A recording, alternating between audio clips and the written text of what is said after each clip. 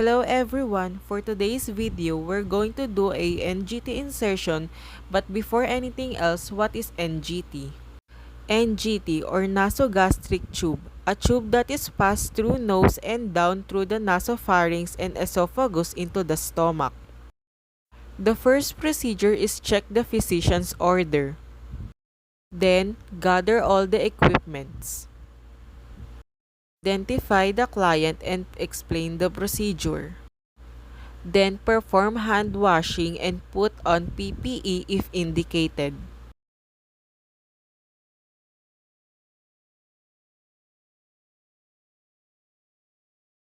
If the tube is too pliable, place the tube in a mesin basin with water and ice for at least 15 minutes.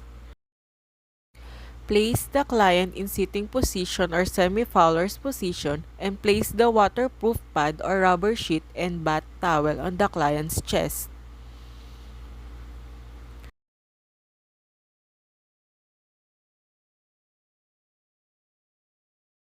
Place the tip of the tube on the client's nostril, then stretch to the earlobe to the tip of the siphon process to measure the length of the insertion. Then mark the length with the tape.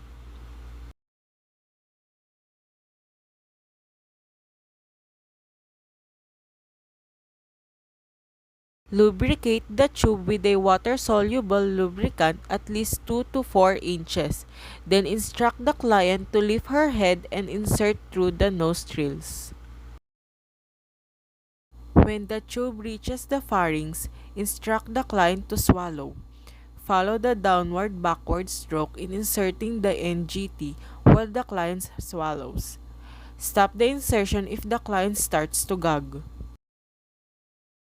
Check the location of the tube with a flashlight and a tongue depressor if the client starts to cough or gag. To determine the tube in the stomach, aspirate fluid from the stomach and check the character or the pH level. Introduce a small amount of air and ascultate for the sound in the stomach region.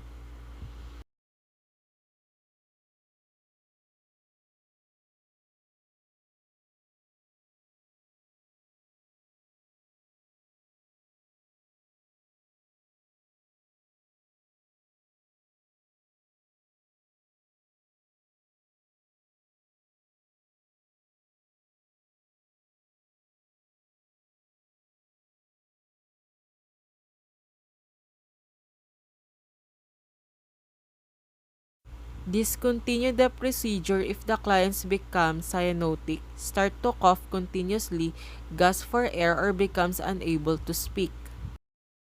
Clamp the tube or apply the cover. Secure the tube with the tape on the client's cheek and attach it to the client's gown with tape or safety pin.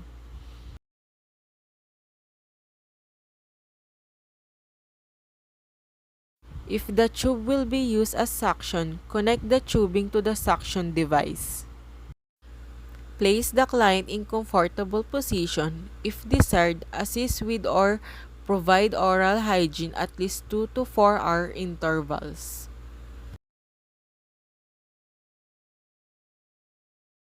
Remove gloves and perform hand washing. Lastly, document the time of insertion, description of gastric content, and client's response to the procedure. The next procedure is NGT removal. For the first procedure is check the physician's order for removal. Assemble all equipment.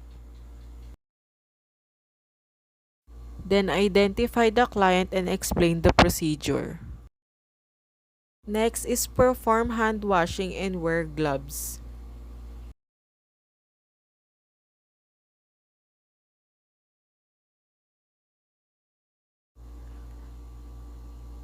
Position the client, place the waterproof pad on the client's chest, and give tissue paper and basin to the client.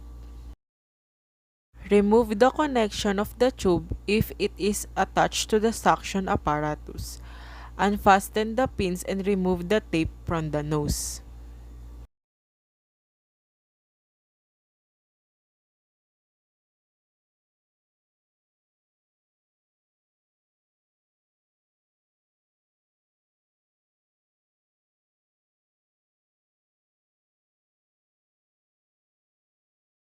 Then slowly pull the tube while the client is breathing deeply.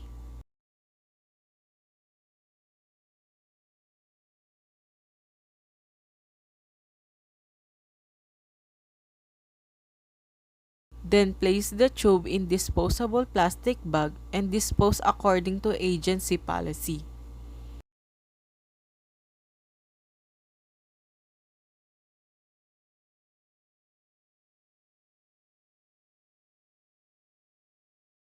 Make the client comfortable and rinse the client's mouth with water and let the client blow his nose.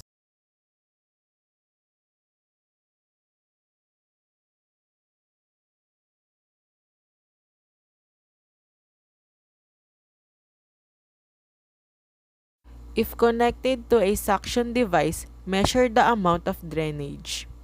Then clean all the equipment and return them to their proper places. Then perform hand washing. And lastly, record the time of removal, amount, and character of the drainage.